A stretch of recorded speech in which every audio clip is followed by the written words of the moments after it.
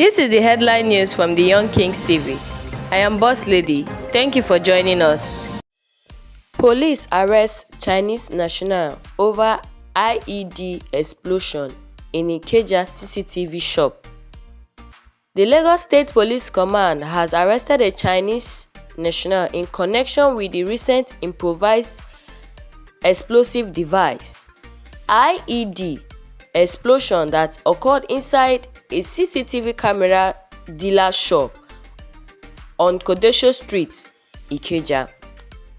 Sources told the Young Kings TV that detectives from the State Criminal Investigation Department (SCID) Yaba arrested the suspect, identified as Joe Gu, at about 1 p.m. on Saturday, October 25th, at his residence located at number A11 Bella Vista, Banana Island, Ikoyi.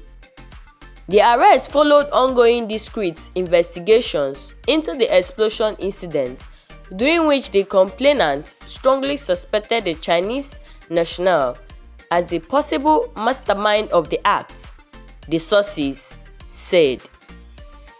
Gombe Commissioner orderly driver died in auto crash after attending DDR consultation in Maiduguri. The Gombe State Commissioner for Internal Security and Home Affairs, Cole Abdullahi Bello, retired.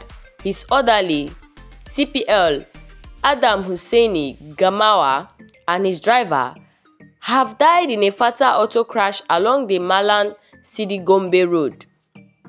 The tragic incident occurred on Friday, shortly after the trio departed Maiduguri, Borno State, where they had participated in the Northeast Regional Consultation on the Development of a National Disarmament, Demobilization and Reintegration (DDR) framework.